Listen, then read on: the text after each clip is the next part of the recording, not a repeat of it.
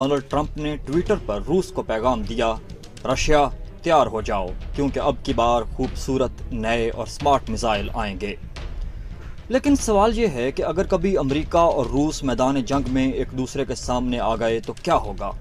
جنگی ساز و سامان اور فوجیوں کی تعداد سمیت دیگر معاملات میں کس کا پلڑا بھاری ہوگا؟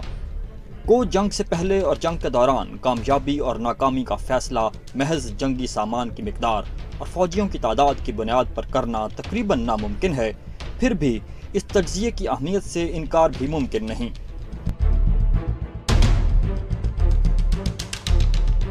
عددی قوت کی بات کی جائے تو امریکہ 321 ملین کی کل آبادی کے ساتھ روس سے تقریباً 2 گنا بڑا ہے۔ امریکہ کے حاضر سروس فوجی 10 لاکھ جبکہ روس کے پاس تقریباً 7.5 لاکھ فوجی ہیں۔ زمینی جنگی ہتھیاروں میں روس کا پلڑا امریکہ کے مقابلے میں 2 گنا بھاری ہے۔ روس کے پاس 15,000 سے زائد ٹینک ہیں جبکہ امریکہ کے پاس 9,000 سے کچھ کم، اور روس توپ خانے اور راکٹ لانچرز کے معاملے میں بھی امریکہ سے برتر ہے۔ فضائی قوت میں امریکہ کا کوئی مد مقابل نہیں۔ امریکہ کے پاس 13,000 سے زائد جنگی طیارے ہیں جبکہ روس کے پاس صرف 3,000۔ یوں فضائی جنگ میں امریکہ کا مقابلہ بہت مشکل ہوگا۔ بحری قوت میں بھی امریکہ نمبر 1 ہے۔ امریکہ کے پاس 19 ایئر کرافٹ کیریئر ہیں جبکہ روس کے پاس صرف 1۔ اس معاملے میں تو ساری دنیا مل کر بھی امریکہ کا مقابلہ نہیں کر سکتی۔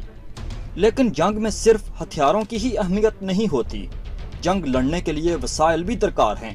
جنگی جہازوں اور ٹینکوں سمیت تقریباً ہر مشین کو چلانے کے لیے تیل درکار ہے۔ تیل کی پیداوار کے معاملے میں دونوں ممالک برابر ہیں، لیکن امریکہ کی ضروریات روس کے مقابلے میں تقریباً 6 گنا زیادہ ہیں۔ ساتھ ہی امریکہ کا فوجی بجٹ روس کے مقابلے میں 12 گنا زیادہ ہے۔ اس سب کے باوجود امریکی تھنک ٹینک رینڈ کارپوریشن کی رپورٹ میں بتایا گیا ہے کہ اگر امریکہ کی روس اور چین سے جنگ ہوئی تو امریکہ بری طرح ہار جائے گا۔